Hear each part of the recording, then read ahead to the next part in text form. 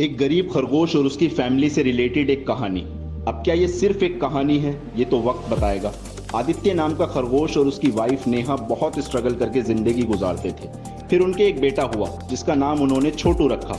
आदित्य बहुत मेहनत करके छोटू को इंग्लिश मीडियम स्कूल में पढ़ाता है। नेहा छोटू को स्कूल लेकर जाती थी और वापस भी लाती थी। फिर कुछ साल ऐसे ही बीत गए। छोटू थोड़ा समझदार हुआ तो घर जाते वक्त रास्ते में जो मेडिकल स्टोर्स पड़ते थे उन पे काम सीखने की अपने पापा आदित्य से जिद करने लगा। नेहा और आदित्य ने छोटू की बात मानते हुए खुशी खुशी उसे मेडिकल स्टोर पर छोड़ दिया।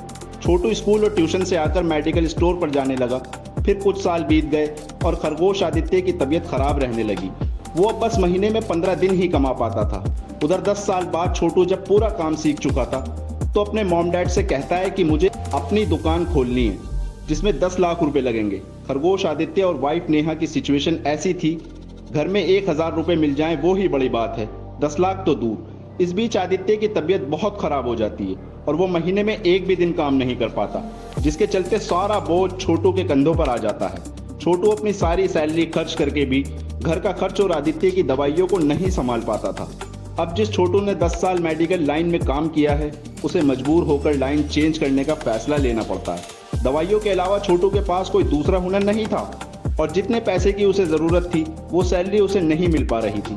छोटू ने चोरी चुपके अपने घर से दूर इलाकों में मजबूरी के चलते मेहनत मजदूरी करना शुरू कर दिया और अपना मेडिकल स्टोर खोलने का सपना दिल के किसी कोने में दफन कर लिया। सोसाइटी और दोस्तों की नज़रों में उसका प्रोफेशन मेडिकल लाइन ही था, इसलिए वो अपने घर से कहीं दूर जाकर जो काम मिलता था उसे कर लेता था। छोटू के दिल में हमेशा एक ही डर रहता था कि कहीं कोई जानकार ने उसे मजदूरी करते हुए देख लिया तो माँ बाबा और मेरी क्या इज्जत रह जाएगी। फ्रेंड्स, अगर आप चाहते हैं ये कहानी पूरी हो तो कमेंट सेक्शन में यस लिख के कमेंट करें। 200 कमेंट्स आते ही इसका दूसरा पार्ट अपलोड हो जाएगा। Thanks for watching.